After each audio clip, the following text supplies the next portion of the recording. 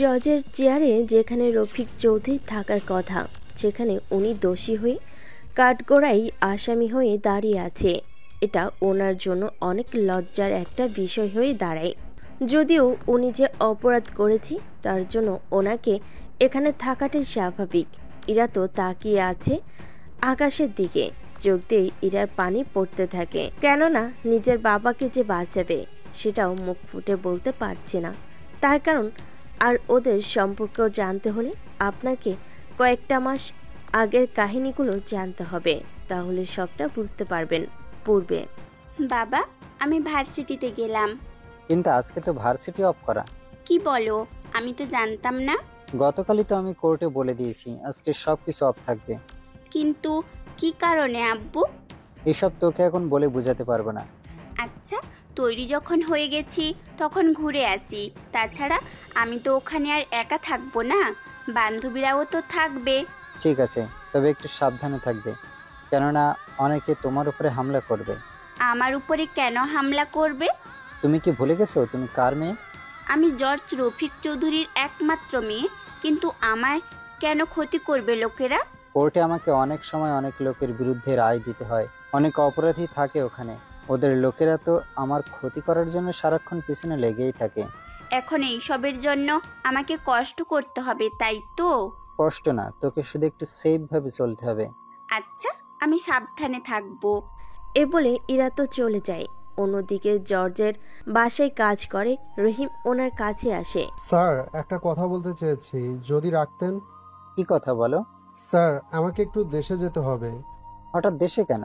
আমার বোনটাকে বিয়ে দেব, ওর জন্য বিভিন্ন জায়গা থেকে ছেলেরা এসে দেখে গেছে, সেজন্য ওর বিয়ে দিয়ে ফিরতে চাই। তা কতদিনের ছুটি লাগবে তোর? এই তো স্যার, 1 মাসের মতো তো লাগবেই। 1 মাস যদি তুই বাইরে থাকিস তাহলে তোর কাজগুলো করবে কে? সে নিয়ে আপনি কোনো চিন্তা করবেন না, আমি আমার একজন পরিচিত ছেলে আছে, ওকে রেখে যাব। আমি যতদিন না আসবো ওই আমার কাজগুলো করবে। আমি ওকে সবটা বুঝিয়ে দেব কিভাবে কি কি করতে হবে না হবে। সেটাই ভালো হবে। দরকার পড়লে ওকে 2 থেকে 3 দিন রেখে একটু বুঝিয়ে দিয়ে তারপর না হয় যাবি। ঠিক আছে স্যার। রফিক চৌধুরী গাড়ি নিয়ে কোর্টে যেতে থাকে। অন্যদিকে রহিম কাজের কথা বলে বের হয় বাড়ির বাহিরে। বাইরে এসে একটা চায়ের দোকানের পাশে বেঞ্চে বসে পড়ে। আপনি যেমনটা বলেছেন আমি তেমনটাই করেছি, আমার পরিবারের কোনো ক্ষতি হবে না তো? তোর পরিবারের কোনো ক্ষতি করব না। যদি তুই তোর কথা রাখিস তাহলে ওদের কোনো ক্ষতি করব না। তাছাড়া আমাদের মেইন টার্গেট হচ্ছে রফিক চৌধুরী, সেজন্য তোর সাহায্য নেওয়া। কেননা তোকে যদি সরাসরি বলতাম তুই তো রাজি হবি না, সেটা আমরা জানতাম। এটা তো হওয়ারই কথা। এই জন্যই তো এই কাজটা করছি। স্যার, আমার পরিবারের সবাই ঠিক আছে তো? বললাম না, ওদের কিছুই হয়নি, ওরা একদম সুস্থ আছে। তুই শুধু 1 মাস নিজের পরিবারের কাছে থাকবি। 1 মাসের জন্য তোকে 30,000 টাকা দিলাম। এই টাকা দিয়ে তোর 1 মাস আরামে কেটে যাবে। স্যার, এতগুলো টাকা তো আমি কখনো একসাথে হাতেও ধরতে পারিনি। সেজন্য তো দিলাম। তোকে যেভাবে বলেছি তুই শুধু সেভাবে কাজ করবি। চিন্তা করবেন না, আপনারা যেভাবে বলেছেন সেভাবে কাজ করব। আজ তাহলে আমি আসি স্যার। ঠিক আছে, যাও তাহলে। রহিম যাওয়ার পরে আবিরও চলে যায়। এদিকে ইরা তো ভার্সিটিতে এসে ওর বান্ধবীদের সাথে কথা বলতে থাকে। কথা বলতে বলতে কখন যে বিকাল হয়ে গেছে তার কোনো খবর নেই। একটু পরে, আজকে আমাকে উঠতে হবে। এত তাড়াতাড়ি চলে যাবি? কিছুই করার নেই, যেতে তো হবেই। আচ্ছা, পরে কথা বলবো, তোরাও চলে যাস। ওখান থেকে উঠে তাড়াতাড়ি করে বের হয়ে যাবে, তখনই গেটের সামনে এসে ধাক্কা লাগে কারোর বাইকের সাথে। যদিও সময় মতো ব্রেক ধরেছে, তা না হলে অনেক বড় একটা দুর্ঘটনা ঘটে যেত। এইদিকে ইরা তো রেগে যায়। এই যে মিস্টার, চোখে কি কম দেখেন? হুম হুম আপনাকে দেখার পরে তো আমি আর ঠিকমতো অন্য কিছু দেখতেই পাচ্ছি না। ফ্ল্যাট করছেন আমার সাথে? ভেবেছেন একটা সুন্দরী আর কিউট মেয়ে যাচ্ছে, তাকে যদি একটু পটিয়ে নিতে পারি তাহলে তো ক্ষতি হয় না। বাহ, আপনি তো দেখি সবই বুঝেন আর জানেন। তা আমি না হয় চোখে দেখি না, কিন্তু আপনি কি এত বড় বাইক চোখে দেখেননি? আমি একটু তাড়াহুড়োতে ছিলাম, সেই জন্য খেয়াল করিনি। তা আপনি নিজেও তো হেলমেট পরে আছেন। বাইক চালানোর সময় হেলমেট পরতে হয়, তা কি জানেন না? সবই জানি আমি, এত কালো হেলমেট সেই জন্য রাস্তা মনে হয় ঠিকমতো দেখতেই পাচ্ছেন না। হেলমেট খুলে কথা বলেন। সরি, আমি যাকে তাকে আমার মুখ দেখাই না। কি এত বড় অপমান! আপনি তো মানুষটা আজব। মেয়ে হয়ে একটা ছেলের মুখ দেখার জন্য পাগল হয়ে গেলেন। মুখটা এই জন্য দেখতে চেয়েছি যেন কখনো রাস্তায় দেখলে তোকে আমার গাড়ি দিয়ে অ্যাক্সিডেন্ট করতে পারি। আমাকে অ্যাক্সিডেন্ট করে জেলে কেন যেতে চান? আমার বাবা একজন জজ, উনি থাকতে আমাকে পুলিশ জেলে নিবে? তা কিভাবে ভাবলেন? ও তাই নাকি? তাহলে বাবার কর্মের জন্য মানুষদের এভাবে শায়েস্তা করেন? তোমাদের মতো কিছু কিছু ছেলেকে তো শায়েস্তা করতেই হয়। চলি তাহলে, প্রতিদিন তো দেখা হবেই।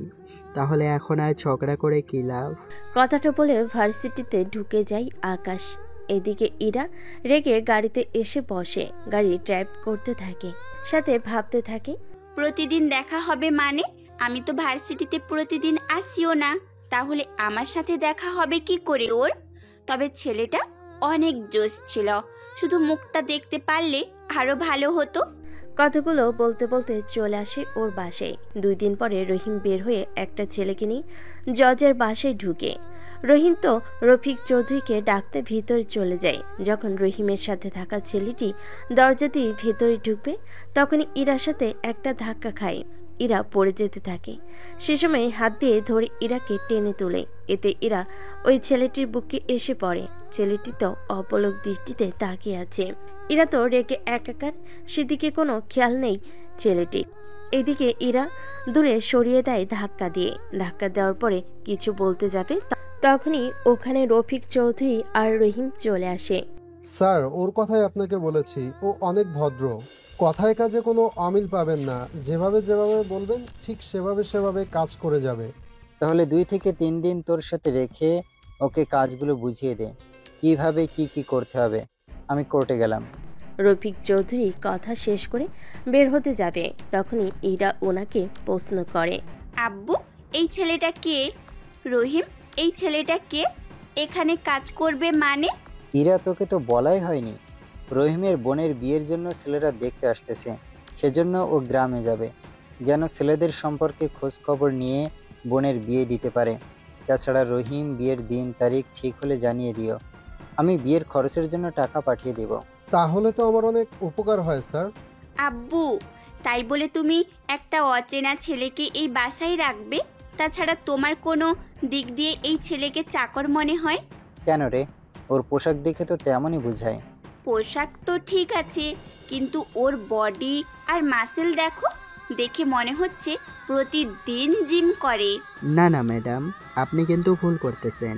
আমি গ্রামে মাটি কাটা ইটের ভাটায় কাজ করেছি, সেজন্য মাটি আর ইট হাত দিলে তুলতুলে বডি এরকম হয়ে গেল। বাহ, ছেলেরা লক্ষ টাকা দিয়ে ও বডি বানাতে পারে না, আর তুই এই কাজগুলো করে বডি বানিয়ে নিয়েছিস। কে কখন কিভাবে কি হয়ে যায় তা তো আমরা বলতে পারি না। কথা তো ভালোই বলতে পারিস, এবার কাজগুলো বুঝে নিয়ে করা শুরু কর। ম্যাডাম, আমি ওকে বুঝিয়ে দেব। এদিকে রহিম আকাশকে বুঝিয়ে দিতে থাকে কখন কোনো কাজ করতে হবে। সবটা 2 দিন রেখে বুঝিয়ে দেয়। পরের দিন রহিম যাওয়ার সময়ে। তাহলে যেভাবে বলেছি সেভাবে কাজ করিও। কোনো চিন্তা করবেন না, সব কাজ একদম ভালোভাবেই করব। চলি তাহলে। রহিম তো বাকিদের থেকে বিদায় নিয়ে চলে যায়। এদিকে পরের দিন সকাল 7টায় ঘুম থেকে উঠে ফ্রেশ হয়ে বাজারে আসে। বাজার শেষ করে বাসায় ফিরে আসে 8টায়। এই নিন বাজার। আচ্ছা, তুমি তাহলে নাস্তা করো, বাকি কাজগুলো আস্তে আস্তে করতে থাকো। আমি কি উপরে বসে খাবো নাকি নাস্তা আমার রুমে নিয়ে খাবো? ওখানেই খাও, সমস্যা নেই। ইরার মায়ের কথায় ড্রয়িং রুমে টেবিলে বসে নাস্তা করতে থাকে, তারপর টুকটাক কাজ করতে থাকে। এদিকে 9টা বাজে। ইরা ঘুম থেকে উঠে গোসলে চলে যায়, তবে পানি ঠান্ডা ছিল, সেজন্য ওর মাকে গরম পানি করতে বলে। উনি তা শোনার পরে, তোর ওয়াশরুমে হিটার চালু করলেই তো পারিস। তুমি গরম পানি করে ওই নতুন ছেলেটাকে দিয়ে পাঠিয়ে দাও। ঠিক আছে, দিচ্ছি। 15 মিনিট পর ইরার মা আকাশকে ডেকে পাঠায়, তারপর গরম পানি ওর কাছে দেয়। এইগুলো ইরা রুমে দিয়ে আসো। রহিম ভাই তো এই পানি নিয়ে যাওয়ার ব্যাপারে কিছু বলেনি, আর উনি তো নিয়েও যেত না। আসলে সবেমাত্র শীতকাল গেল, কিন্তু শীতকালেও হিটার ব্যবহার করে গোসল করত। কিন্তু আজকে কেন জানি পানি গরম করতে বললো, সেজন্যই তোমাকে নিয়ে যেতে বলেছি। আসলে আমার হাতে কাজ, নয়তো আমিই যেতাম। আচ্ছা দিন, আমি নিয়ে যাচ্ছি। বালতিটি নিয়ে ইরার রুমে আসে, কিন্তু রুমে কাউকে দেখতে পায়নি। এজন্য ওয়াশরুমের দরজা খোলা, সেজন্য পানি নিয়ে ওয়াশরুমের ভিতর ঢুকে যায়। এদিকে ইরা ভিতরে ছিল। আকাশকে দেখে চিৎকার করে ওঠে। তখনই আকাশ ইরার মুখ চেপে ধরে। এত জোরে জোরে চিৎকার করছেন কেন? ইরা তো হাত সরানোর জন্য একটু ঝাপটা ঝাপটি করে, তখনই হয়ে যায় সর্বনাশ। ইরা ইশায় হাত সরাতে বলে, তখনই হাতটা সরিয়ে নেয়। এবার ইরার দিকে তাকিয়ে আকাশ নিজেই ওর চোখে হাত দিয়ে দেয়। বিশ্বাস করুন, আমি কিছু দেখিনি। এই বলে দৌড়ে বেরিয়ে পড়ে। সে সময় ইরাও নিজেকে ঢেকে নেয়। তারপর কিছু না বলে গোসল করে রেডি হয়ে নাস্তা করার জন্য নিচে নামে। তখনই আবার আকাশ ইরার সামনে নাস্তা এনে দেয়। ম্যাডাম, নাস্তা করুন। তুই আবারও আমার সামনে? বিশ্বাস করুন, আমি ইচ্ছে করে করিনি। তুই ইচ্ছে করেই ভিতরে এসেছিস। দরজা তো খোলা ছিল। তাছাড়া কেউ দরজা খোলা রেখে ওভাবে কি? চুপ কর, আমারই ভুল হয়েছে। ফার্স্ট টাইম আমি কাউকে দিয়ে পানি আনিয়েছি, আর প্রথমবারই আমার। তবে বিশ্বাস করুন, আমি কাউকে আপনার তিলের ব্যাপারে বলবো না। মার খাবি কিন্তু এখন। আচ্ছা, আমি চুপ হয়ে গেলাম।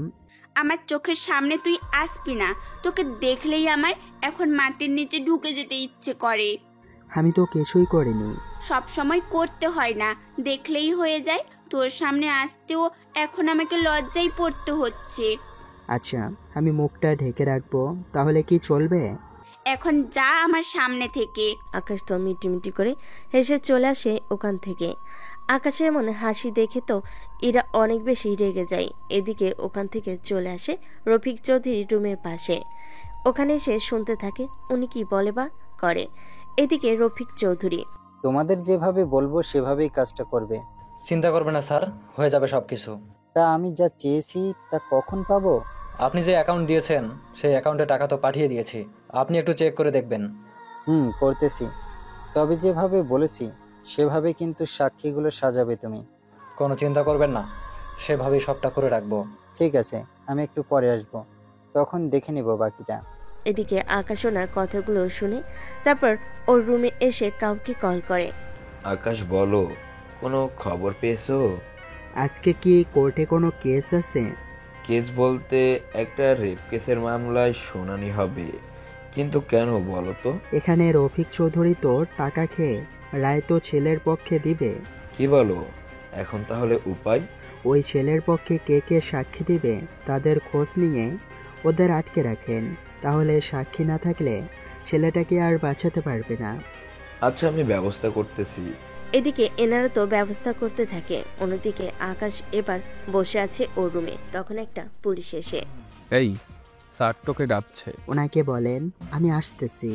পুলিশ অফিসার এভাবে বলাতে আকাশ তো একটু ভয়ে আছে, কেননা উনি কিছু বুঝে গেল কিনা এভাবেই ভয়ে আছে। একটু পরে রুমে আসা মাত্রই, আকাশ, একটু আগে তুমি কোথায় ছিলে? একটু আগে বলতে কতক্ষণ আগে? এই তো 30 মিনিট আগে। আমি তো এখন ছোট ম্যামকে নাস্তা দিচ্ছিলাম। ওনাকে নাস্তা দিয়ে তারপর আমি রুমে এসেছি। কিছু হয়েছে কি? ইরা এরকম মন মরা হয়ে আছে কেন? তুমি ওকে কিছু বলেছো কি? বিশ্বাস করুন স্যার, আমি কিছুই বলিনি। হয়তো উনি অন্য কারণে মনমরা হয়ে আছে। আমার জুতো জোড়া মুছে দে, আমি বের হব। এক্ষুনি দিচ্ছি। জুতা পরিষ্কার করে দিলে রফিক চৌধুরী বেরিয়ে কোর্টে চলে আসে। কিছুক্ষণ পরে কোর্টে কার্যক্রম শুরু হতে থাকে। এদিকে ছেলেটার পক্ষে যতগুলো সাক্ষী ছিল কাউকে খুঁজে পাওয়া যাচ্ছে না। সেজন্য সাক্ষী কোথায় আপনাদের? আমার সাক্ষী তো চলে আসার কথা, কিন্তু তাও কেন যে আসছে না? তাহলে এই কেস আজকের জন্য বন্ধ করা হলো। স্যার, এটা কিভাবে সম্ভব? কেন সম্ভব না? এই কেস এমনিতেই 10 দিন ধরে চলতেছে। ওনার কাছে কোনো সাক্ষী নেই। উনি বারবার কেস ঘুরিয়ে নিয়ে ছেলেটাকে বাঁচাতে চাইছে। জজ সাহেব, আপনার মুখের উপরে কথা বলার সাহস পায় কি করে? আপনি চুপ করুন, এখানে আপনার কথা বলার কোনো অনুমতি নেই। তাছাড়া আপনার ছেলে একটা মেয়েকে নষ্ট করেছে, শাস্তি তো ওকে পেতেই হবে। তাছাড়া জজ সাহেব, আমার সব সাক্ষী তো আপনি দেখলেন। যদি ওনার কাছে সাক্ষী থাকতো তাহলে তো আরও আগে চলে আসার কথা। হয়তো ওনারা কোনো বিপদে বা জ্যামে আটকে গেছে। আমি আরও একটা দিন সময় চেয়ে নিচ্ছি আপনার কাছে। এই কেসের শুনানি কাল জানানো হবে। স্যার, আপনি কিন্তু ওদের পক্ষ হয়ে কেস এভাবে তারিখ ঘোরাতে পারেন না। তুমি জানো তুমি কাকে কি বলছো? আমি জানি আমি কাকে কি বলছি, আর আপনিও জানেন এই কেসের শুনানি এভাবে সাক্ষীর কারণে ঝুলিয়ে রাখতে পারেন না। তাছাড়া এই কেসের 90% আমার দিকে, বাকি 10% এর জন্য এমনটা আপনি পারেন না করতে। ওনার কথা শুনে এবার বাকি উকিলরাও জোর গলায় কথা বলা শুরু করে। এবার রফিক চৌধুরী তো মুশকিলে পড়ে যায়, কেননা যদি এখন উনি কোনো অ্যাকশন না নেয় তাহলে সবাই অনেক কিছু বুঝে যাবে। সেজন্য উনি চেয়ারে বসে রায় দিয়ে দেয়। রিয়াজ চৌধুরী ছেলেকে দোষী মেনে 5 বছরের কারাদণ্ড প্রমাণ করা হলো।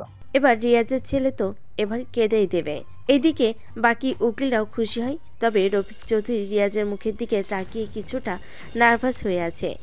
এই দিক দিয়ে সব কার্যক্রম আবার আগের মতো হয়ে যায়। বিকেলবেলা রিয়াজ রফিক চৌধুরীর রুমে আসে। আপনাকে আমি এতগুলো টাকা কি এমনি এমনি দিলাম? আপনি কি জানেন আপনি কার সামনে দাঁড়িয়ে কথা বলছেন? টাকা নেওয়ার সময় কি মনে ছিল না এই কথাটা? সাক্ষী আনার কথা ছিল আপনার। আমি সাক্ষীর কথা শোনার পরে আপনার পক্ষে রায় দেওয়ার কথা ছিল, কিন্তু আপনি কি করলেন বলেন? সাক্ষী নিয়ে আসতে পারলেন না। আমি একটা দিন সময় বাড়াতে চেয়েছি, কিন্তু বাকি উকিলের জন্য তো সেটাও পারিনি। কিন্তু সাক্ষীগুলো গেল কোথায়? আপনার উকিলের সাথে কথা বলুন, উনি হয়তো কিছু একটা জানবে। উকিল তো কিছুই জানে না বলছে। সে তো সাক্ষীও ঠিক করলো। তার উপর আমি নিজে কথা বলেছি তাদের সাথে, ওদের আজকে কোর্টে আসার কথা, কিন্তু ওরা কেন আসলো না সেটাই তো আমি বুঝতে পারছি না। ওদের কল করুন। নাম্বার তো উকিলের কাছে। তাহলে আপনারাই নিজেদের মধ্যে কথা বলে দেখুন। দেখুন, আমি তো এমনিতে আর কম করিনি, কিন্তু এখন আপনাদের সাক্ষীর কারণে এরকম হয়ে থাকলে আমার তো কোনো কিছু করার নেই। এখন আপনি আসতে পারেন, নয়তো এখন যদি কেউ আপনাদের একসাথে দেখে ফেলে তাহলে কিন্তু আমি প্রায় শেষ হয়ে যাওয়ার মতো অবস্থায় হয়ে যাব। ঠিক আছে, আমি খোঁজ নিচ্ছি। অন্যদিকে আপনারা তো জানেন সাক্ষীগুলো কোথায় আছে। আসলে ওদের একটা জায়গায় রাখা হয়েছে। তারপরে আবিরকে কল দিয়ে, আবির, ওদের এবার ছেড়ে দাও। শিওর ছেড়ে দেবো। ছেড়ে দাও। ঠিক আছে স্যার, ছেড়ে দিচ্ছি। স্যারের সাথে কথা বলে ছেড়ে দেয় ওদের গাড়ি থেকে নামিয়ে দেয়। এরপর ওরা উকিলের কাছে কল দিয়ে সব ঘটনা বলতে থাকে। উকিল তারপর রিয়াজকে জানায়, আর রিয়াজ জানায় রফিক চৌধুরীকে। উনি ব্যাপারটা জানার পরে, ওদের কেউ কেন কিডন্যাপ করবে? ওরা যে সাক্ষী দিবে সেজন্য। কিন্তু ওরা যে সাক্ষী দিবে তা ওরা কিভাবে জানলো?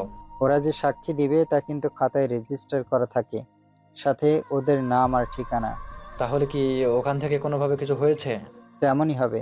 আচ্ছা, আমি খোঁজ লাগাচ্ছি। এখন হয়তো অনেকেই বলবেন রফিক চৌধুরী আসলে কি চাচ্ছে, কি হতে চলেছে তা আপনারা কেউ বুঝতে পারছেন না।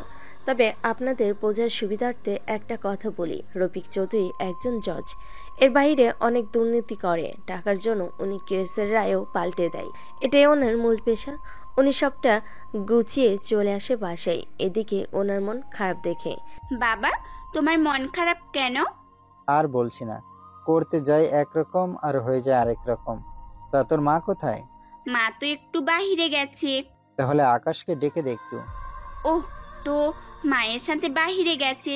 কি লাগবে বলো, আমি এনে দিচ্ছি। ব্যাগটা আমার রুমে রেখে আয়, আর নাস্তা খেতে দাও আমাকে। আগে তোমাকে নাস্তা দেই, তুমি নাস্তা খেতে খেতে আমি ব্যাগ রেখে আসবো। ঠিক আছে। এদিকে ইরার মা কিছু বাজার করতে থাকে, মানে মশলার আইটেম। কেননা উনি রান্না তো করে, সেই জন্য মশলার জিনিসগুলো নিজের হাতে উনি করে থাকে। আকাশ, এইগুলো নাও, আর আমার সাথে চলো বাসায়। আমার হাতে দিন এইগুলো। ওনারা গাড়িতে এসে বসে। আকাশও গাড়ি ড্রাইভ করতে থাকে। তখনই, ম্যাডাম, একটা কথা বলবো কি? কি কথা বলো? আপনার স্বামী এরকম কেন? এরকম মানে কিরকম? আমি কিছু জায়গায় শুনেছি উনি নাকি ঘুষ খায় লোকের থেকে। আমি তো এই ব্যাপারে কোনো কিছুই জানি না। তা তুই কার থেকে শুনেছিস? যখন আমি বাজার করতে যাই তখন অনেকেই বলে। কি বলো? এই যে জজের বাড়িতে এত দামি দামি জিনিস নেই, এতগুলো টাকা আসে কিভাবে, কে দেয়? ঘুষ না খেলে নাকি এতগুলো টাকা রোজগার করা যায় না, এইসব বলে আর কি। কি বলিস? রহিম তো কখনো কিছু বলেনি আমাকে এই নিয়ে।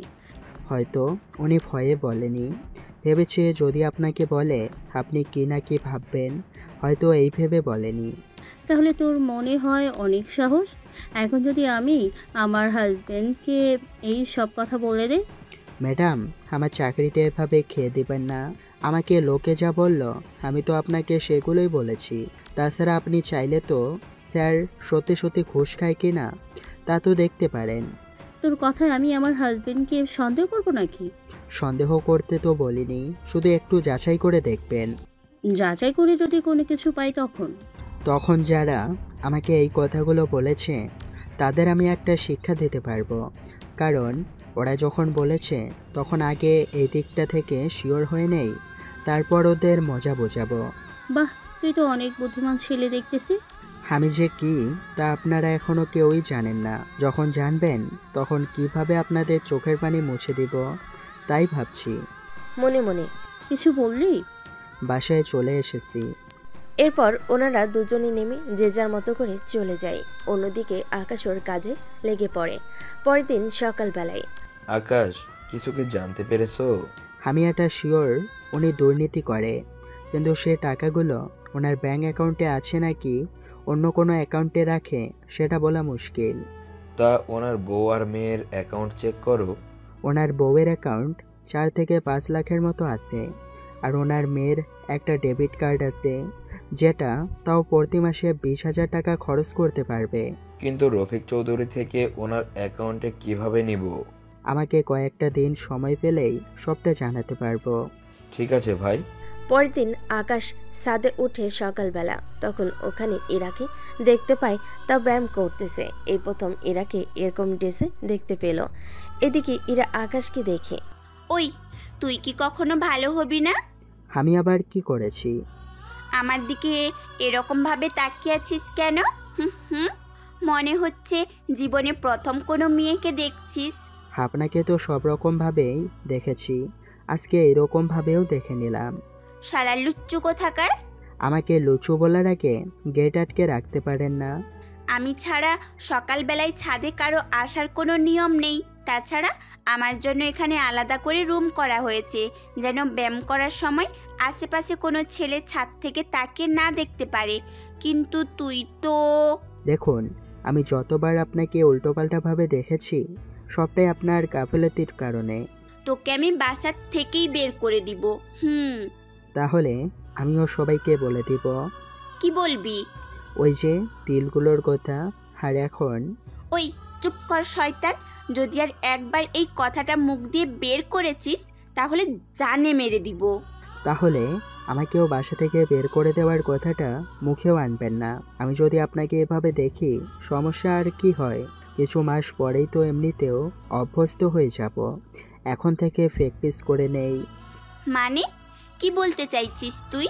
কিছু না, গেলাম আমি। ওখান থেকে নিচে নামে। এদিকে রফিক চৌধুরী গেল গোসলে, ওনার স্ত্রী রান্না করে। যে সময় আকাশ রুমে ঢুকে ওনার মোবাইল চেক করে, তারপর কিছু মেসেজের ছবি তুলে নেয়। তারপর মোবাইলটা ওখানে রেখে বেরিয়ে পড়ে। তারপর ওর সকল স্যারকে ছবিগুলো পাঠিয়ে দেয়। উনি ছবিগুলো দেখে আকাশকে কল দেন। আকাশ, তুমি তো 80% কাজ শেষ করেই দিলে। এতে এতটা খুশি হওয়ার কিছু নেই। এখানে মাত্র 1 কোটি টাকা দেখাচ্ছে। এই টাকার হিসেব উনি যে কোনোভাবেই দিতে পারবে। সেটা কিভাবে? ওনার আত্মীয় অনেক দেশের বাইরে থাকে, বলবে ওনারা টাকা পাঠিয়েছে। আগে ওনার দুর্নীতি আমাদের খুঁজতে হবে, তারপর আমরা এই টাকা নিয়ে প্রশ্ন করতে পারবো। সেজন্য আপাতত অ্যাকাউন্ট নাম্বারটা ডিটেলসে রেখে দিন, সাথে আরও তথ্য জোগাড় করতে থাকুন। তারপর কি করতে হবে তা বলে দিব। ঠিক আছে, আমি তাই করতেছি। তুমিও ওই দিকটা দেখো কি করা যায়। জি স্যার, দেখতেছি। পরের দিন ইরা ভার্সিটিতে যাওয়ার জন্য তৈরি হয়ে নেয়। তখনই তানু কল দেয়। সেই কল আকাশ রিসিভ করে নেয়। ওই কুত্তি, কই তুই? আপনি কে? তার আগে এটা বল তুই কে? ইরার ফোন তোর কাছে কেন? উনি রেডি হয়ে নিচে নাস্তা করতেছে, আমি ওনার ফোন নেওয়ার জন্য এসেছি। ইরার থেকে ফোন দিয়ে বল আমাকে যেন কল করে। ঠিক আছে, বলবো আমি। নিচে নেমে ইরার হাতে ফোন দেয়, সাথে তানুর ব্যাপারে সবটা বলতে থাকে। সবটা শুনে তানুর সাথে কথা বলে বেরিয়ে পড়ে। এইদিকে আকাশ রফিক চৌধুরী কাছে যায়। স্যার, হাসবো কি? কি ব্যাপার, তুমি এখানে কেন? স্যার, একটা কথা বলার জন্য এসেছি। কি কথা বলো? স্যার, আমাকে একটু বের হতে হবে। কোথায় যাবে? আমি বাজারে যাব। ঠিক আছে, তা কতক্ষণ লাগবে তোর? 2 থেকে 3 ঘন্টার মতো। অনেক কিছু কিনতে হবে তো, খুচরো জিনিস খুঁজতে হবে। ঠিক আছে, যা তাহলে। ওখান থেকে বের হয়ে আকাশ ভার্সিটিতে আসে। ওখানে সে ইরাকে দেখতে পায়, তবে ইরাও আকাশকে দেখতে পায়। তবে ইরা আকাশকে মোটো চিনতে পারছে না, কেননা ওদের বাড়ির আকাশ আর এই আকাশের মধ্যে অনেক পার্থক্য। এ কি, আপনি এখানে কেন?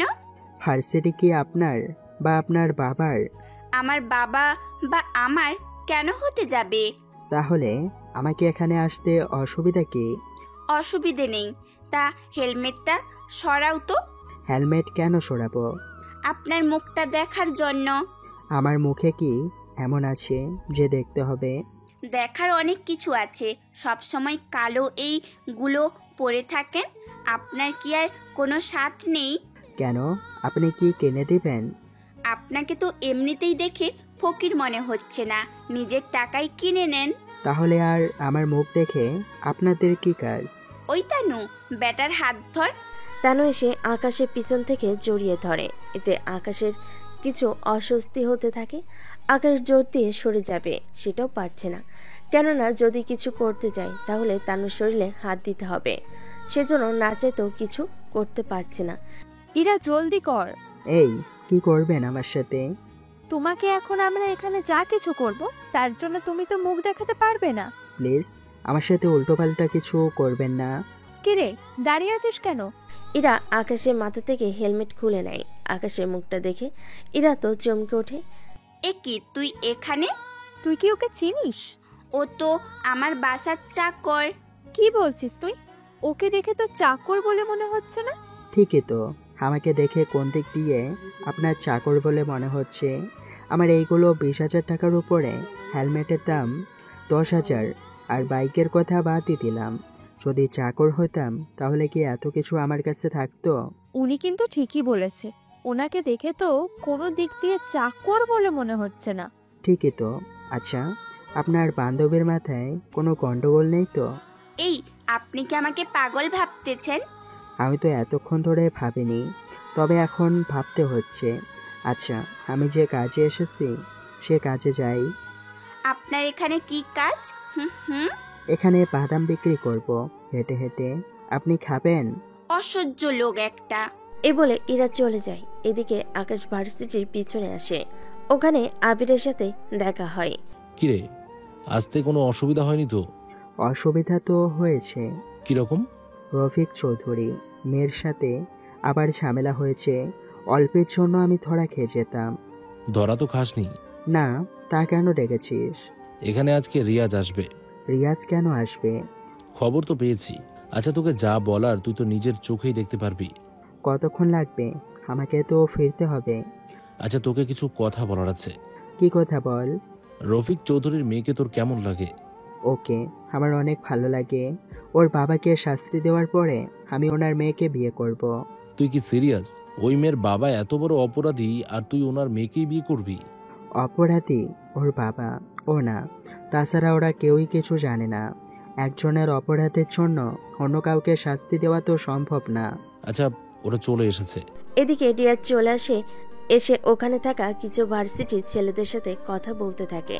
সব কথা আকাশ আবির দুজনেই শুনে নেয়। রিয়াজ ওনার কথা বলে চলে যায় ওখান থেকে।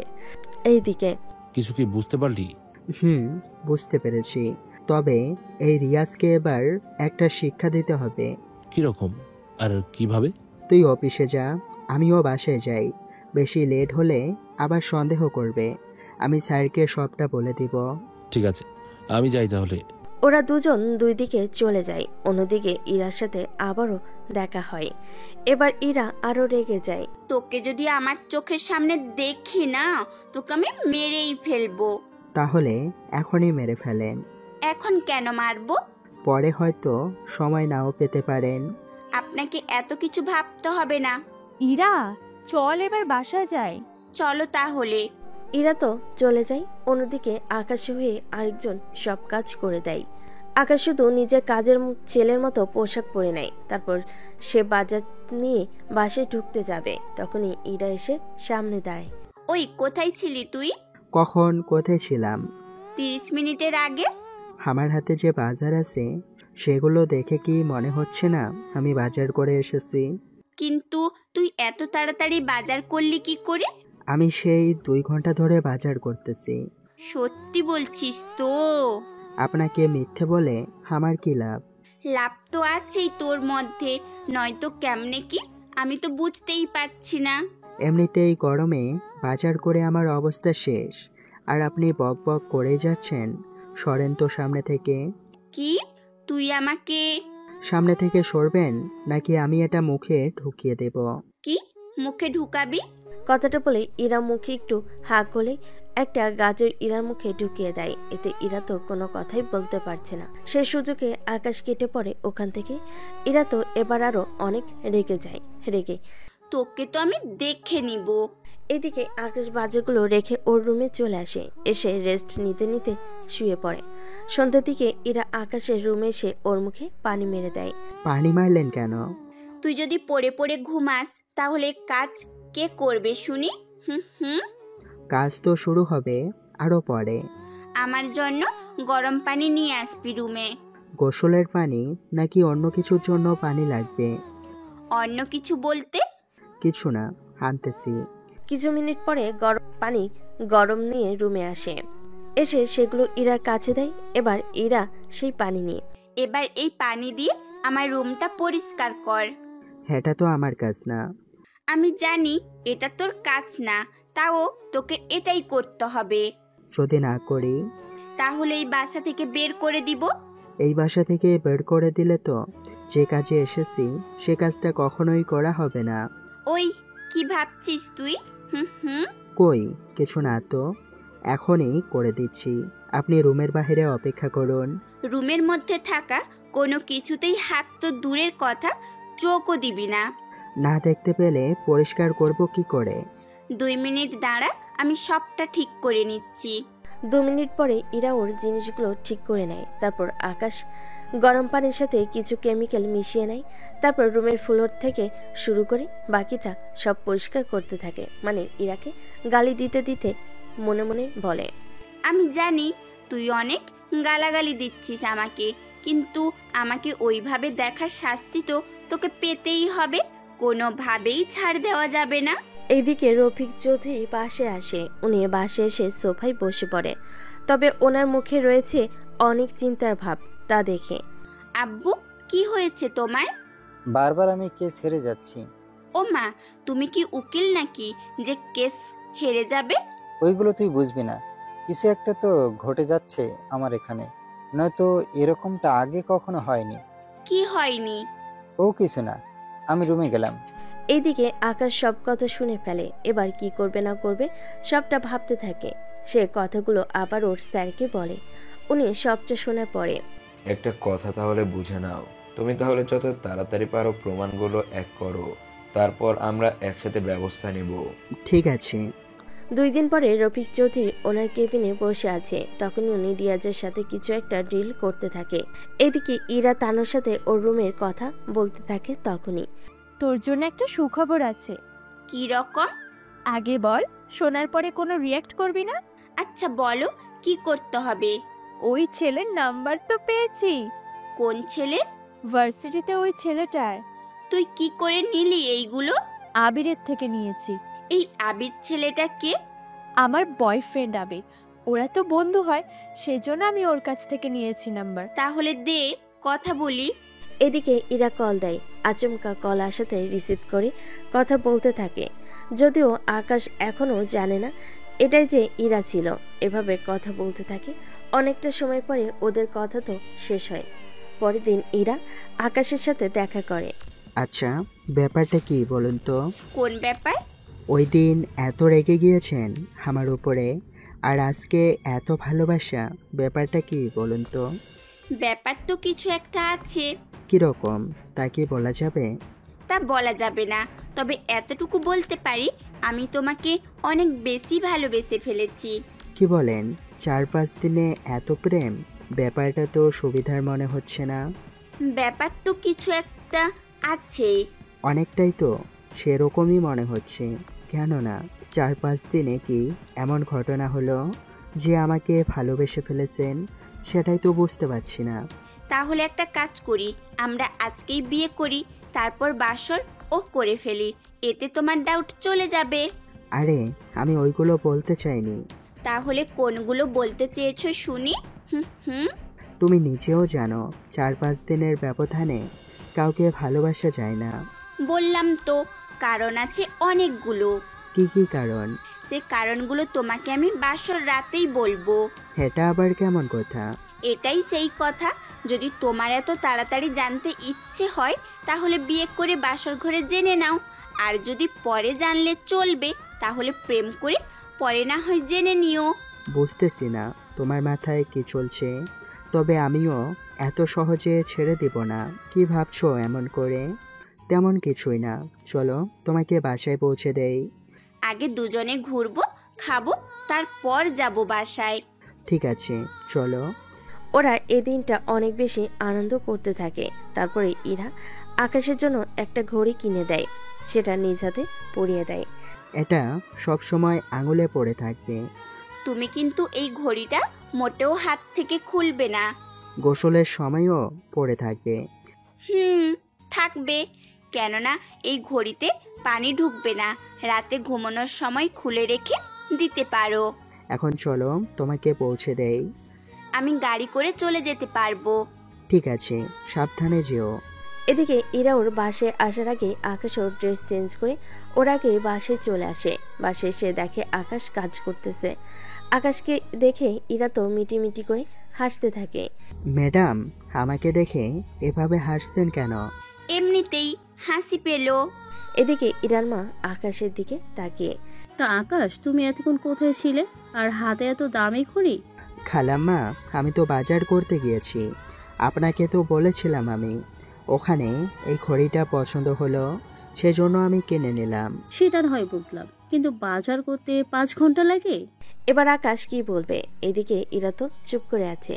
আকাশ কি উত্তর দিবে সেটা বলার অপেক্ষায় আছে। এদিকে আকাশ কিছু বলছে না দেখে। থাক আম্মু, এইসব কথা।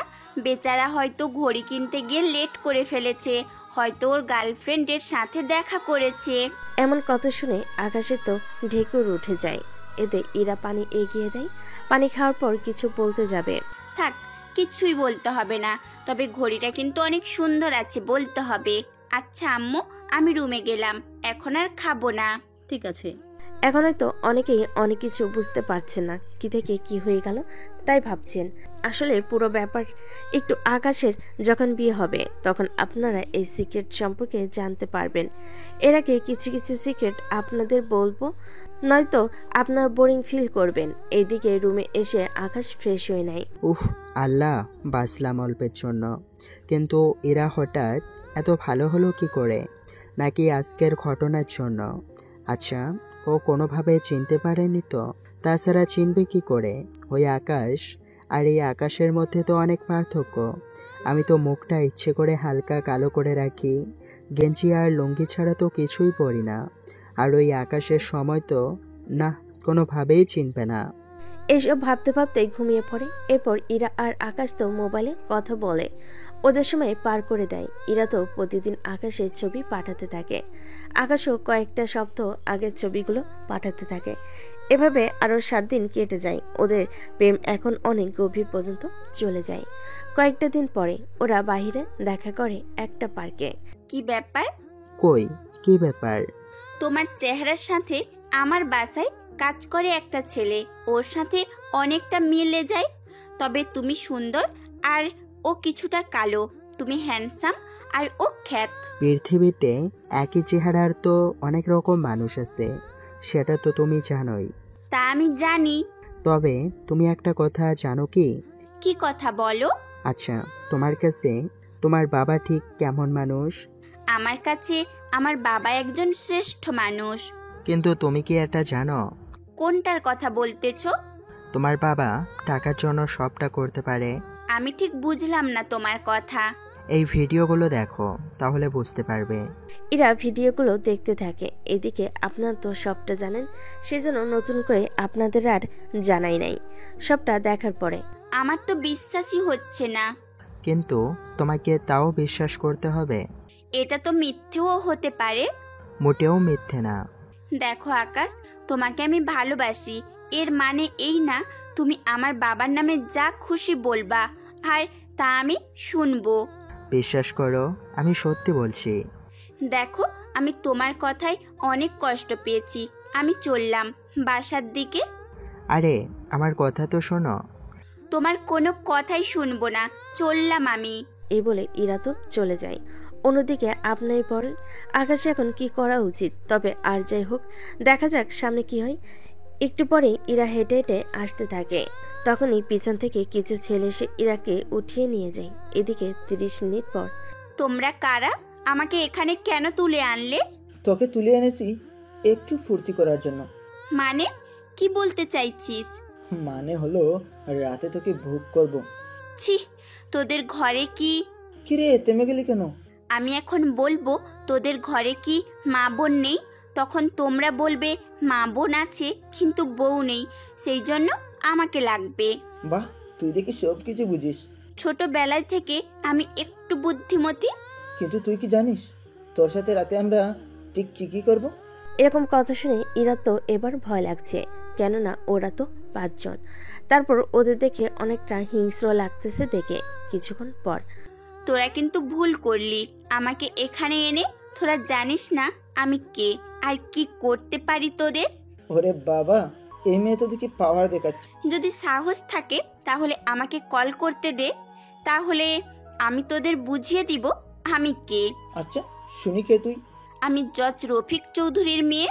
রফিক চৌধুরীর নাম শুনে ওরা হাসতে থাকে। এর কারণ আপনারা একটু পরেই জানতে পারবেন। এদিকে ওদের হাসি দেখে এরা তো বুঝতে পারছে না কি হচ্ছে ওদের। আরে এটা নাকি রফিক চৌধুরীর মেয়ে। কেন বিশ্বাস হচ্ছে না? মোটেও বিশ্বাস হচ্ছে না। দাঁড়া, আমি কল দিচ্ছি। আমাদের কাছে নাম্বার আছে, তবে তুই কিছু কথা শুনতে পারবি তোর বাবার সম্পর্কে। আবার সেগুলো শুনে কান্না করে দিও না। ওই তোরা কথা না বাড়িতে কল দে। ছেলেগুলো রফিক চৌধুরীকে কল করে। ফোনটা লাউড স্পিকারে ছিল। প্রতিটা কথা এরা শুনতে পাচ্ছে। তবে কথাগুলো শুনে এরার চোখ দিয়ে পানি পড়তে থাকে। এরা তো এখন কেঁদে দেওয়ার মতো অবস্থা, কেননা যে বাবাকে নিয়ে এতটা গর্ব করত সে বাবাই এরকম কথা বলতে পারে, সেটা এরার জানা ছিল না। তা এবার বলো তোমার সাথে কি তাহলে শুরু করব? আর একটা সুযোগ কি দিবেন আমাকে? ও, তোর বয়ফ্রেন্ডকে কল দিবি? ঠিক আছে, কল দে, দেখে কি করতে পারে। ইরা আকাশকে কল দেয়। কথা বলতে থাকে। কথা শেষ করে ইরা বসে থাকে। 30 মিনিট পরে আকাশ বাইক নিয়ে আসে। এদিকে ইরা তো কেঁদেই চলেছে। এরা কারা? এরা কারা আমি তা জানি না, তুমি আমাকে বাঁচাও এদের হাত থেকে। ওই দেখ, এই ছেলে একা নাকি আমাদের মারবে। হ্যাঁ, ও একাই মারবে। আচ্ছা, তোদের মেরে ফেলবো নাকি বাঁচিয়ে রাখবো এটা তোরাই ঠিক কর।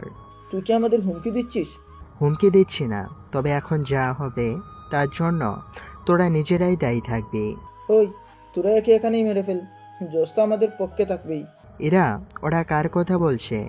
ওরা আমার বাবার কথা বলতেছে। তোমার বাবা ওদের পক্ষ হয়ে কেন কথা বলবে? কেননা ওর বাবা আমাদেরই লোক।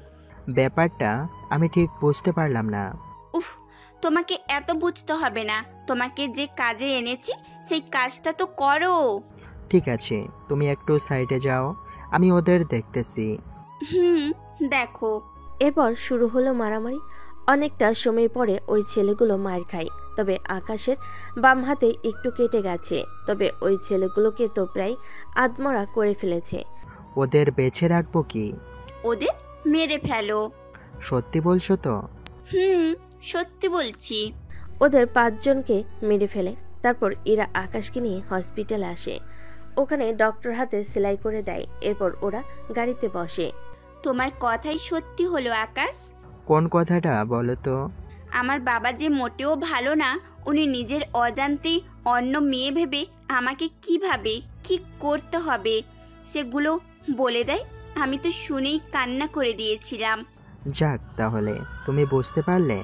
আমাকে মাফ করে দাও আকাশ, আমি তোমাকে ভুল বুঝেছি আকাশ। এটা তোমার পক্ষে স্বাভাবিক। কোনো মেয়েই তো হুট করে তার বাবার সম্পর্কে এত কিছু সহ্য করবে না, সেটা আমি বুঝতে পারি। সেই জন্য মন খারাপ করতে হবে না। আমি তো বাসায় ফিরে বাবার সাথে কথা বলবো। ওনাকে আমি কি যে করব নিজেও জানি না। এরকমটা করো না। তোমার বাবার সাথে আগে যেমনইভাবে কথা বলতে, ওনার সাথে এখনও তেমনইভাবে কথা বলিও। ওনার মনে যদি হঠাৎ কষ্ট দাও, তাহলে তো তোমার মা সবটা বুঝে যাবে। তুমি আসলে ঠিক কি বলতে চাইছো বলো তো? আমি বলতে চেয়েছি, তোমার বাবার সাথে যেমনভাবে আগে কথা বলতে, এখনও সেমভাবে কথা বলবে। ওনাকে বুঝতে দিবে না তুমি যে সবটা জানো। কিন্তু ওনার মুখ আমি যতবার দেখব ততই তো আমার ভয় কাজ করবে। কিছুই হবে না। আচ্ছা তুমি যাও, আমিও যাই আমার বাসায়। আচ্ছা, আমি নামিয়ে দেই তোমাকে? না থাক, আমি একা চলে যেতে পারবো। আচ্ছা যাও সাবধানে। এদিকে ইরা ওর বাসে আসে, অন্যদিকে আকাশও চলে আসে। ইরা তো বাসে এসে ওর রুমে চলে যায়। কিছুক্ষণ পরে আকাশও আসে, তবে ওর হাতের ব্যান্ডেজ লুকিয়ে রাখে যেন অন্য কেউ না দেখে। একটু পরে, আকাশ কোথায় ছিল এতক্ষণ? স্যার, বাইরে একটু কাজ ছিল, সে কাজ করতে গেছি। ও আচ্ছা, যাও তাহলে রুমে। এদিকে আকাশ রুমে সে শুয়ে আছে। ইরা রুমে এসে দেখে আকাশ ব্যথায় কষ্ট পাচ্ছে, সেজন্য ওর পাশে এসে বসে। আচমকা ইরা পাশে এসে বসাতে আকাশ বরাবরই অবাক হয়। এ কি, আপনি এখানে কেন? বাইরে থেকে তোমার আওয়াজ শুনতে পেরেছি, সেই জন্যই এসেছি দেখতে। আপনারা এবার সত্যি মনে করিয়েন না, আসলে ইরা ইচ্ছে করে এসেছে আকাশকে সাহায্য করার জন্য, যা আকাশকে বুঝতে দিবে না, সেই জন্য এই কথাটা বলে। কিন্তু আমি তো কোনো শব্দই করিনি। আমি তো শুনতে পেরেছি। তা তোমার হাতে কাটা গেল কি করে? আমি বাজারে গিয়েছিলাম, ওখানে কিছু লোক মিলে একটা মেয়েকে টিজ করছিল। আমি ওখানে এসে একটু কথা আর মারামারি করার সময় হাত কেটে গেছে। তা এখন তুমি নিজের হাতে খেতে পারবে তো? খেতে তো কষ্ট হবেই, তাও খেয়ে নিব। আচ্ছা, আমি খাইয়ে দিচ্ছি। আপনি কেন খাইয়ে দিবেন? এমনভাবে বলতেছো মনে হয় তোমাকে বিষ খাইয়ে দিব। আমি তো তেমনটা বলিনি। তাহলে বসো, আমি খাইয়ে দিচ্ছি। কিন্তু ম্যাডাম আর স্যার দেখলে তো সমস্যা হয়ে যাবে। কিছুই হবে না। আচ্ছা তাহলে দিন খাইয়ে। আকাশকে খাইয়ে দিতে থাকে। খাওয়ার সময় এরা চোখ দুটো ভিজে যাচ্ছে চোখের পানিতে। কেন কাঁদছে অনেকে বুঝতে পেরেছেন, আবার অনেকে মোটেও বুঝতে পারেনি। যারা বুঝতে পারেনি তারা সামনের পর্বগুলো পড়লে ঠিকই বুঝতে পারবেন। একটু পরে খাওয়ানো শেষ করে এরা রুম থেকে চলে যায়। সকালবেলায় রফিক চৌধুরী আকাশকে ডেকে পাঠায়। আকাশ, আকাশ কোথায় গেলি? জি স্যার বলুন। তোর হাতে ওটা কিসের দাগ? ওখানে কেটে গিয়েছিল। আমি বের হব, আমার জুতোগুলো পরিষ্কার করে দে তো। বাবা, তুমি দেখছো না ওর হাতের অবস্থা খারাপ, তারপরও তুমি ওকে এইগুলো করতে বলতেছো? তাহলে এখন আমার জুতো পরিষ্কার করে দিবে কে? অন্য কাউকে বলতেছি, সে পরিষ্কার করে দিবে। তাছাড়া তুমি আজকে এত তাড়াতাড়ি কোর্টে যাচ্ছ, ব্যাপারটা কি আব্বু? আমি কোর্টে যাচ্ছি না, একটা কেস আছে।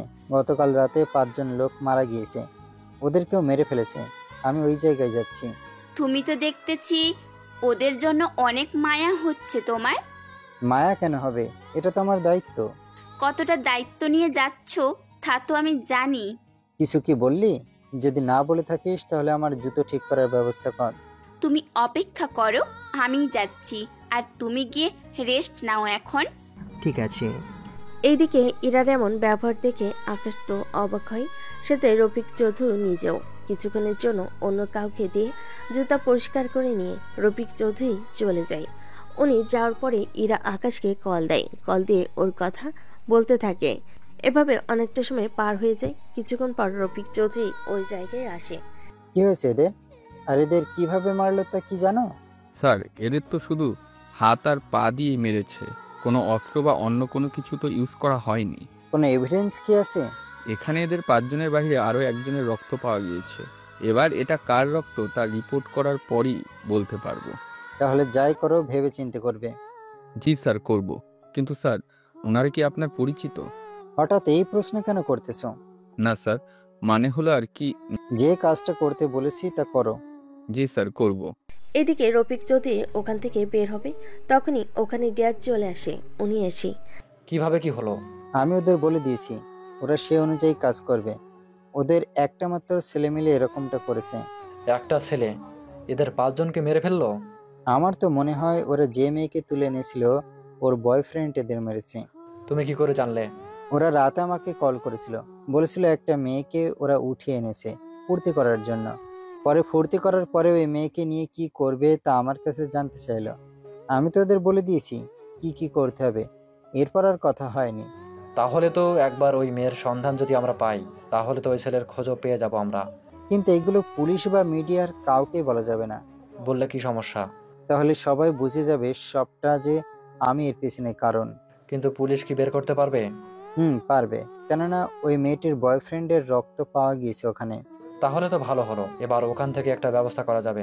এই নাও 2 লাখ, যত তাড়াতাড়ি পারো এই কেসের সাথে যে ছেলেটা জড়িয়ে আছে তার ডিটেলস আমাকে দেবে, সাথে ওই মেয়েটার খোঁজ। আমি নিজেদের হাতেই ওদের মারবো। ঠিক আছে, তাই হবে। রিয়াজ চলে যায়। রফিক চৌধুরী টাকাগুলো নিয়ে চলে আসে কোর্টে। আকাশ রফিক চৌধুরী কল রেকর্ডগুলো চেক করার জন্য বলে। ওর স্যার সবকিছু রেকর্ড বের করে। মোটামুটি যত প্রমাণ আছে সবটা আমাদের হাতের মুঠোয় আছে। কিন্তু এখন কোনো কিছু করা যাবে না। তাহলে কখন? রফিক চৌধুরীর সাথে যে রিয়াজের লেনদেন হয় সেটার প্রমাণও লাগবে। তাহলে রফিক আর রিয়াজ দুজনকে একসাথে জেলে নিতে সুবিধা হবে। কিন্তু এই প্রমাণ নিবে কি করে? আবিরকে এই কাজে পাঠিয়ে দিন। ওকে বলুন রফিক চৌধুরীর কেবিনে একটা ক্যামেরা যেন ও বসায়, তাহলে ভিডিও রেকর্ড তো পাবোই আমরা। ঠিক আছে, আমি তাহলে বলে দেব আবিরকে। তা তুমিও সাবধানে থাকবে। জি স্যার, থাকবো। এদিকে আকাশের হাত ভালো না হওয়া পর্যন্ত আকাশের সেবা করতে থাকে ইরা। এদিকে আকাশ তো বুঝতে পারছে না কিভাবে কি হচ্ছে, কেননা একদিকে এক এক রকম দৃশ্য, তাই বুঝে উঠতে পারছে না ঠিক মতো। কিছুক্ষণ পর আকাশ, আমি বের হব, তোমাকে আমার সাথেই যেতে হবে। কোথায় যাব আমি? আগে চলো, তারপর বুঝতে পারবে। জি চলুন। এদিকে আকাশকে নিয়ে প্রথম একটা পার্লারে আসে। এই পার্লারটা তানু চালায়। ইরাকে দেখে, কিরে তুই এখানে কেন? তোকে যে কলে সবটা বলেছি, এখনই কি সবটা ভুলে গেছিস? ও হ্যাঁ, মনে পড়েছে। আচ্ছা, তাহলে ওকে তৈরি করে দে ওইভাবে। আপনি তৈরি হবেন ভালো কথা, কিন্তু আমাকে কেন নিয়ে এসেছেন? এর কারণ এখানে এখন তোমার ট্রিটমেন্ট চলবে। আমি ঠিক বুঝলাম না।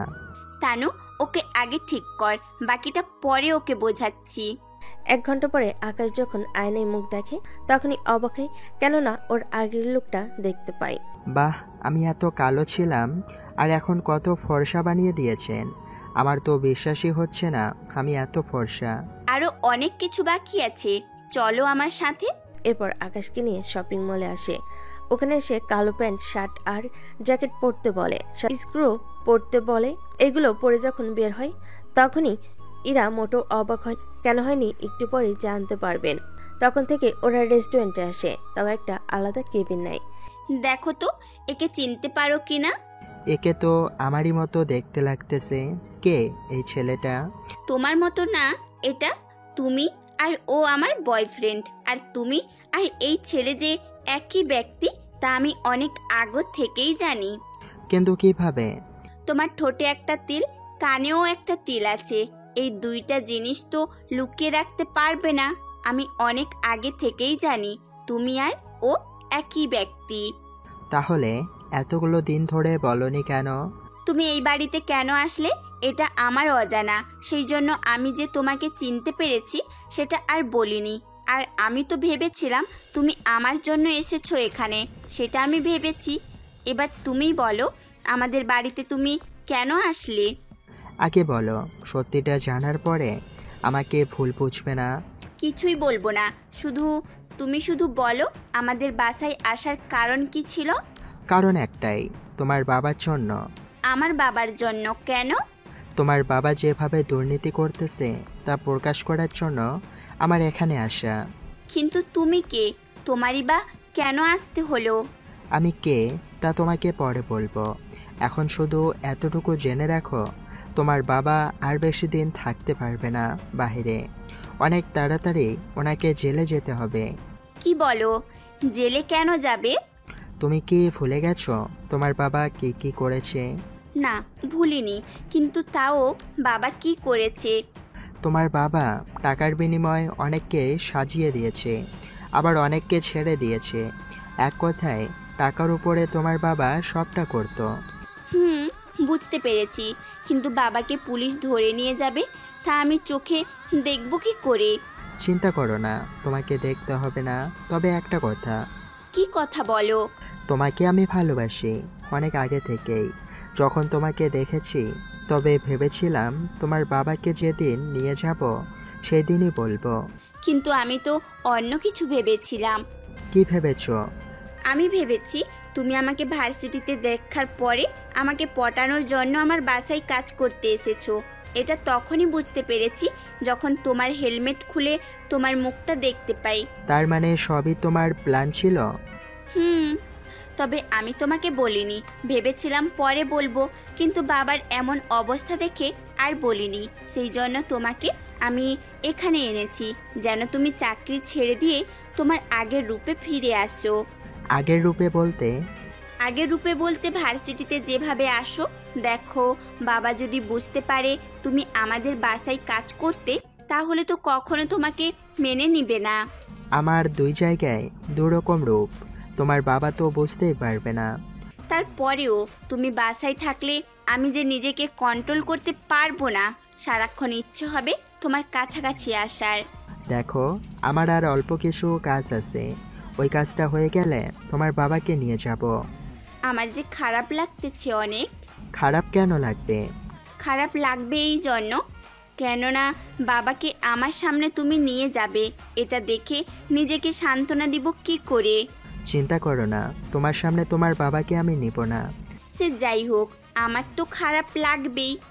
আচ্ছা, চিন্তা করো না, আমি দেখি কি করা যায়। তবে এতটুকু বলবো, তোমার বাবার শাস্তি যত কমানো যায় আমি চেষ্টা করব। ঠিক আছে, তাই করিও। এ বলে আকাশকে জড়িয়ে ধরে চোখের পানি ফেলতে থাকে। এতে আরে, রেস্টুরেন্টে কেউ কান্না করে নাকি? কি করব বলো, ভালো লাগছে না। আকাশ ওকে সান্ত্বনা দিতে থাকে। কিছুক্ষণ পর ওরা আলাদা আলাদাভাবে চলে আসে বাসায়। আসার পরে আকাশ, আমার রুমে আসো তো। এটা তোর কেন যাবে? মেঝে পরিষ্কার করব। ও আচ্ছা, মেঝে পরিষ্কার হয়ে গেলে ওকে নিচে পাঠিয়ে দিস, ওকে বাজারে যেতে হবে। ঠিক আছে আম্মু। এই বলে আকাশ একটা বালতি করে পানি নিয়ে ইরার রুমে আসে। রুমে এসে ফ্লোর পরিষ্কার করতে যাবে তখনই। তুমি কি পাগল হয়ে গেছো? আমি কি করলাম? তুমি তো বললে মেঝো পরিষ্কার করতে। আরে বোকা, ওটা তো ছিল তোমাকে রুমে আনার প্ল্যান। আম্মুকে তো বলে শুধু বাহানা দিলাম। তার মানে আমাকে এখানে এনে তুমি ওইগুলো করবে?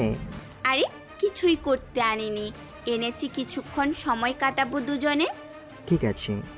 30 মিনিট পার হয়ে যাওয়ার পর আকাশ বের হতে যাবে তখন আবার। কোথায় যাচ্ছ? আমার শাশুড়ি আম্মা যে বলেছে তোমাকে সময় দেওয়ার পরে বাজারে যেতে হবে, সেটা কি ভুলে গেছো? না ভুলিনি, কিন্তু হবু বউকেও যে একটু সময় দিতে হবে, সেটা কি ভুলে যাও তুমি? হুম হুম। আচ্ছা, আমি গেলাম, নয়তো তোমার মা অন্য কিছু ভাবতে পারে। যা ভাবার উনি ভাবতে পারে, তবে আমি শিওর মা আমাকে কিছুই বলবে না। তবে তুমি সাবধানে থাকিও। সাবধানে কেন থাকতে হবে? কেন না, বাবা তোমাকে সন্দেহ করা শুরু করে দিয়েছে। তুমি কি করে জানো? কেননা তুমি আসার পর থেকে বাবার সব কিছু এলোমেলো হতে থাকে। যা বাবা মাকে বলল, তুমি কি মাকে এই ব্যাপারে কিছু বলেছো? ওনাকে সবার আগে বলেছি, উনিও শিওর হলো। তবে উনি এটা জানে না তোমার বাবা যে দুর্নীতি করে। আচ্ছা, তুমি যাই করো না কেন সাবধানে থাকিও। যদি পারো আমাকে এখান থেকে তোমার কাছে নিয়ে যাও। কিন্তু তুমি তো আমার ব্যাপারে কিছুই জানো না। আমার বাবা মা কিন্তু কেউ নেই, তার উপর আমার ছোট্ট একটা চাকরি আর ছোট্ট একটা ঘর আছে। কালকে তাহলে তোমার বাসায় যাব আমি। ঠিক আছে, কাল তাহলে নিয়ে যাব তোমাকে। আচ্ছা যাও তাহলে, বাজারে এখন। ওখান থেকে আকাশ চলে আসে বাজারে। এসে বাজার নিয়ে চলে আসে। অন্যদিকে রফিক আর রিয়াজ একসাথে বসে কথা বলতে থাকে। আপনাকে এতগুলো টাকা দিলাম, কিন্তু লাভ কি হলো? লাভ কি হলো তা তো বুঝলাম, কিন্তু একটা কথা জানতে পেরেছি।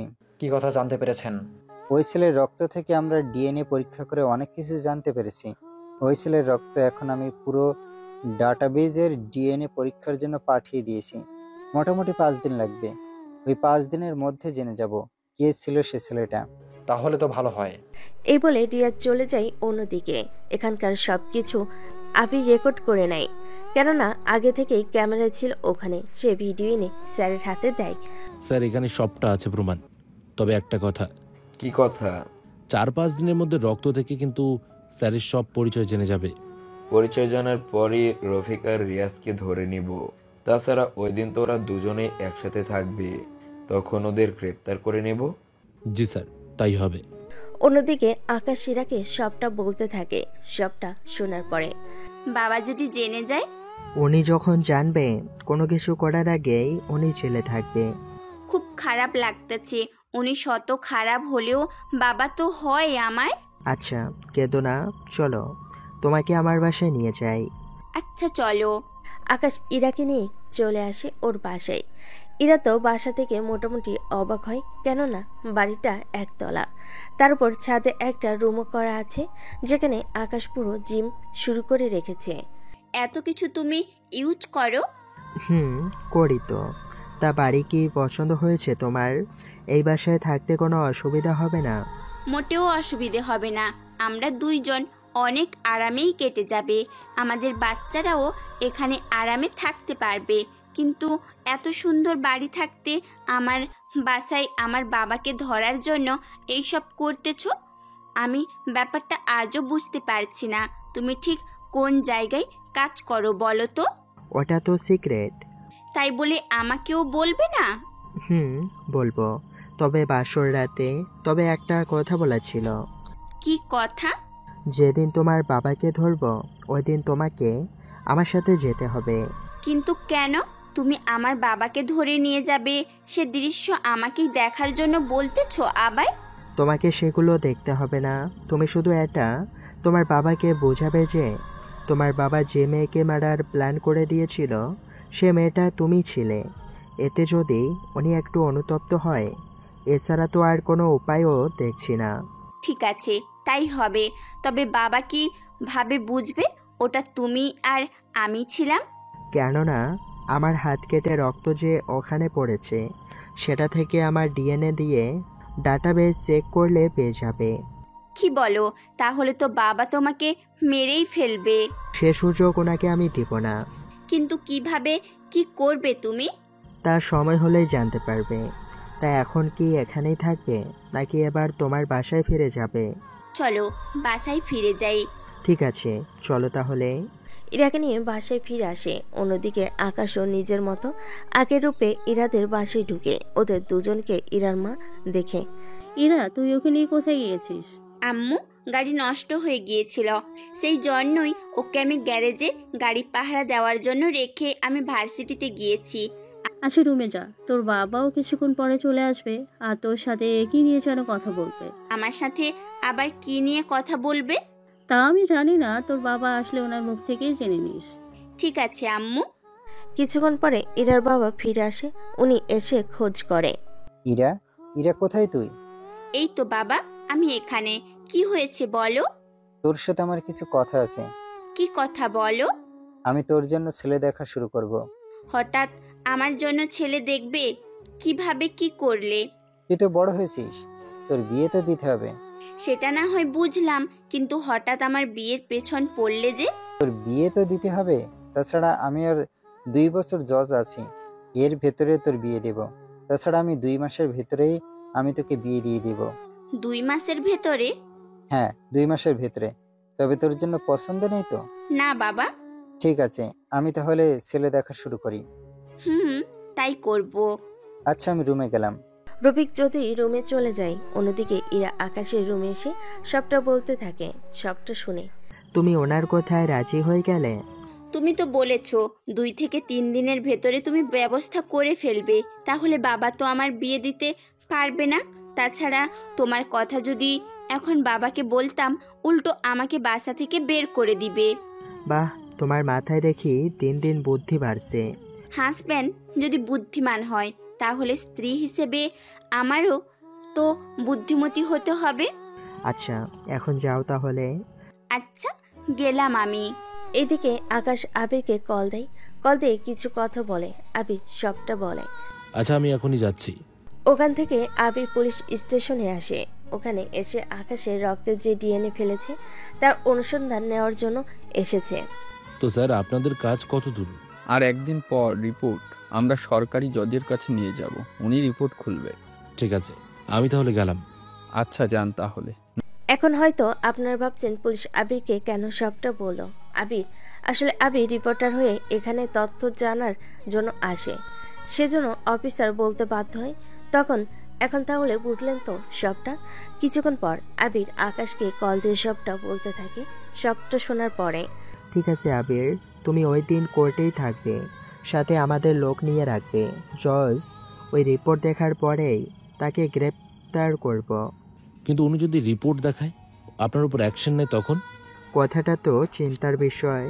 তাহলে আর কি করা যায়? আচ্ছা, আমি সেটা বুঝে নেব। তবে তোমরা জজের অ্যারেস্ট ওয়ারেন্ট বের করে আমার হাতে দিবে কাল। তোমরা আমার কথা মতো 15 জনের মতো থাকবে, তাও সবাই ছদ্মবেশে। তারপর আমার কথা মতো কাজ করবে। এর মধ্যে তোমরা 3-4 জন রিপোর্টার হয়ে থাকবে, কেননা উনি রিপোর্টার দেখার পরে সবার সামনে আসবে। কিন্তু রিয়াজকে কি করব? রিয়াজ ও ওখানে থাকবে, যা আমি জানি। সেই জন্য দুজনকে একসাথে ধরবো। ঠিক আছে। পরের দিন আবির আর বাকিরা বেরিয়ে পড়ে। অন্যদিকে রফিক চৌধুরী বের হবে, তখনই ইরা। আব্বু, আমিও তোমার সাথে যাব। তুই হঠাৎ আমার সাথে যাবি? কিছু কি হয়েছে? না আব্বু, আমি এমনিতেই যাব তোমার সাথে। ঠিক আছে, চল তাহলে। ইরাও যায় ওর বাবার সাথে। এদিকে রফিক চৌধুরী অ্যারেস্ট ওয়ারেন্ট নিয়ে আকাশও কোর্টে চলে আসে। অন্যদিকে কেবিনে রফিক চৌধুরী, রিয়াজ আর ইরা বসে আছে। কিছুক্ষণ পর পুলিশ অফিসার আসে ওখানে। স্যার, এই নিন রিপোর্ট। দাও আমার কাছে। তা ভিতরে খুলে কি দেখেছো? না স্যার, এই রিপোর্ট আপনি মিডিয়ার সামনে খুলবেন। ঠিক আছে, তুমি তাহলে যাও। জি স্যার। অফিসার চলে যায়। এদিকে ইরা ওর বাবাকে বলে, বাবা, রিপোর্ট খুলে দেখো। এটা তো মিডিয়ার সামনে খুলবো।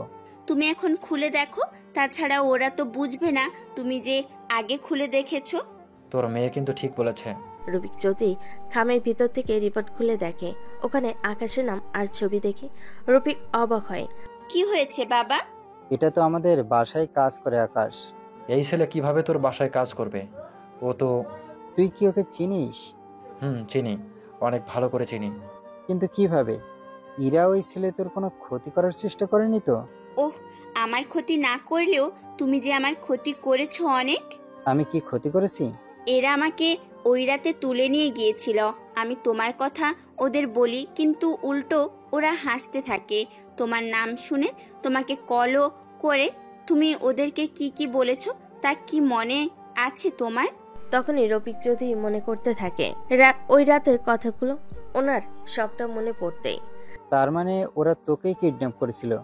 হ্যাঁ, আর আকাশ আমাকে ওদের হাত থেকে বাঁচিয়েছে। কিন্তু তুই আমাকে কেন তোর মোবাইল থেকে কল করলি না? কোন মুখে তোমাকে পরিচয় দিব বলো?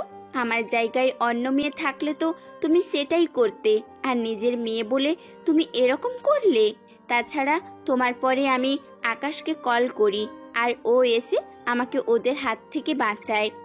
তাছাড়া আকাশ অনেকবার বলেছিল তোমার সম্পর্কে, কিন্তু আমি বিশ্বাস করিনি। কিন্তু ওই ঘটনার পরে আমাকে সবটা বিশ্বাস করতে হয়েছে। কিন্তু ও কিভাবে এদের সাথে এটা পেরে উঠেছে? তাছাড়া ইরা, তুই আমাকে এতগুলো দিন ধরে কেন বলিসনি এইগুলো? এর কারণ ওই ছেলে হচ্ছে... বাকি কিছু বলার আগেই ওখানে আকাশ চলে আসে, সাথে আবির আর সাথে কিছু লোক। ওদের দেখে রফিক আর রিয়াজ অবাক হয়। ইরা, তুমি তাহলে বাসায় যাও। তবে তোমার না, আমার বাসায় যাবে, তোমার মাকে নিয়ে। তোমার বাসায় কেন? তোমার বাবার এটা জানাজানি হওয়ার পরে অনেকেই তোমার বাড়ির উপরে হামলা করবে, সেজন্য ওনাকে নিয়ে আমার বাসায় চলে যাও। আবির, তুমি ওদের সাপোর্ট দিয়ে আমার বাসায় দিয়ে আসবে, কারোর যেন কোনো ক্ষতি না হয়। ইরা, তুমি আবিরের সাথে যাও। ম্যাম, চলুন আমার সাথে। আমার মেয়ে কেন তোর বাড়িতে যাবে? আর তোর সাহস কে দিল? কারণ আমি ওকে ভালোবাসি আর ওকেই বিয়ে করব, সেই জন্য ওর বাসায় আমি যেতেই পারি। ওকে, আমি এক্ষুনি গ্রেপ্তার করাচ্ছি। আপনি তা পারবেন না। ইরা, তুমি যাও, কেননা এর পরের দৃশ্য তুমি সহ্য করতে পারবে না মেয়ে হয়ে। ইরা ওখান থেকে চলে যায়। আবির ইরাদের বাসায় যেতে থাকে। অন্যদিকে আকাশ এবার ওর রিপোর্টটা ওর হাতে নেয় আর ছিঁড়ে ফেলে, সাথে রফিক চৌধুরীর হাতে একটা রিপোর্ট ধরিয়ে দেয়। কি এটা? আর এত সাহস পেলে কি করে? আরে খুলেই দেখুন। আমি তাহলে যাই এখন। কোথাও যাওয়া হচ্ছে না, আপনার একা একা যাবেন দুজনে একসাথে জেলে। তুমি কি ভুলে গেলে তুমি কার সামনে দাঁড়িয়ে কথা বলছো? আগেই বলেছি একটু আস্তে কথা বলেন, নয়তো হার্টের সমস্যা হবে। যে কাগজটা আপনার হাতে দিয়েছি সেটা একবার খুলে দেখুন, তাহলে সবটাই বুঝতে পারবেন। কি আছে এই কাগজে? নিজেই খুলে দেখেন। রফিক চৌধুরী কাগজ খুলে দেখে অবাক হয়ে যায়, কেননা এখানে অ্যারেস্ট ওয়ারেন্ট, তাও ওনার নামে। আমাকে যে গ্রেপ্তার করবে কি প্রমাণ আছে তোমার কাছে? প্রমাণ ছাড়া যে অ্যারেস্ট ওয়ারেন্ট আমরা বের করিনি তা নিজেও জানেন না। কিন্তু কিভাবে কি করলে? আমি তো কিছুই বুঝতে পারলাম না। আপনাকে কিছু বুঝতে হবে না অফিসার। অফিসার। জি স্যার বলুন। এদের দুজনকে নিয়ে যাও থানায়। জি স্যার নিয়ে যাচ্ছি। কিন্তু তোর পরিচয় কি? ওই যে মিস্টার রিয়াজের কাছ থেকে জেনে নিবি। দুজন তো একই সাথে থাকবি, অনেক সময় পাবি দুজনে। সে সময়ের ভিতরে আমার সম্পর্কে সবটা জানতে পারবি। নিয়ে যাই ওনাদের তাহলে। নিয়ে যাও। এরপর নিয়ে যাওয়া হলো ওনাদের। এদিকে রিপোর্টার তো অবাক হয়, কেননা যেখানে ওনার আজকে রিপোর্ট দেওয়ার কথা সেখানে ওনাকে নিয়ে যাচ্ছে পুলিশ। এই ভেবে বাকিরা একটু অবাকই হয়, কিন্তু কিছু করার নেই। এদিকে ওদের জেলে নিয়ে যাওয়া হয় অন্যদিকে। আকাশ, এখন তুমি কি করবে? আমি এখন বাসায় যাব, এরা অপেক্ষা করছে আমার জন্য। ঠিক আছে যাও তাহলে। তবে তুমি সত্যি অনেক ভালো একটা কাজ করেছো। রফিক চৌধুরীর মতো একজন লোকের মুখোশ তুমি খুলে দিয়েছো। এটাই তো আমার কাজ। ঠিক আছে যাও তাহলে, আমি এই দিকটা দেখতেছি। ঠিক আছে স্যার। ওখান থেকে বের হয়ে আসতে থাকে ওর বাসার দিকে। ওখানে এসে ইরাকে দেখতে পায়।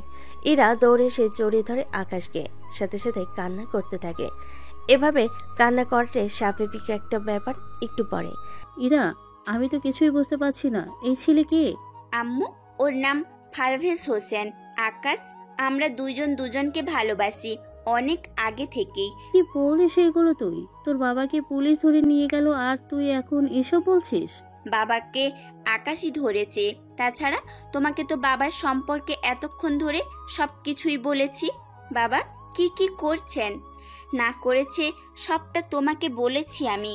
শুধু ওর ব্যাপারে আমি তোমাকে বলিনি। তাছাড়া আমি নিজেও ওর ব্যাপারে জানি না সবটা। সবটা না জানলেও তুই ওকে ভালোবাসলি কি করে? সবটা বলতে সব কিছুই জানি, শুধু ও কি কাজ করে সেটাই আমি জানি না। তা আকাশ, তুমি কি কাজ করো? এদিকে আকাশ তো ওনাদের বলতে থাকে, অন্যদিকে রফিক চৌধুরী রিয়াজার কথা বলতে থাকে। তখনই রিয়াজ রফিক চৌধুরীকে আকাশের পরিচয় বলে। উনি পরিচয়টা শুনে তো অবাক হয়ে যায়। অন্যদিকে আকাশেরও পরিচয় বলা শেষ হয়ে যায়। উনি শোনার পরে, আমার তো বিশ্বাস হচ্ছে না তুমি এরকম কাজ করো। তাহলে কি এখন আমার অফিসে নিয়ে এসে পরিচয় দেব কি? না থাক, লাগবে না। আমার মেয়ে তোমাকে ভালোবাসে আর তোমাকে বিয়ে করতে চায়, এটাই আমার জন্য অনেক কিছু। আমি তাড়াতাড়ি তোমাদের বিয়ে দিব। 5 দিন পরে ওদের বিয়ে দেওয়া হলো। বাসের ঘরে ওরা বসে আছে। তখনই, তুমি কিন্তু আমার কাছে একজন এজেন্ট হয়েই থাকবে। কিরকম? আমি তোমার তো এখন তোমার স্বামী। তুমি আমার স্বামী, কিন্তু আমার কাছে তুমি একজন ছদ্মবেশী এজেন্ট হিসেবেই থাকবে সব সময়। বন্ধুরা, গল্পটা কেমন হয়েছে তা অবশ্যই কমেন্ট করে জানাবেন। আর এরকম গল্প পেতে অবশ্যই চ্যানেলটা সাবস্ক্রাইব করে বন্ধ হয়ে পাশে থাকবেন। ধন্যবাদ সবাইকে। আল্লাহ হাফেজ।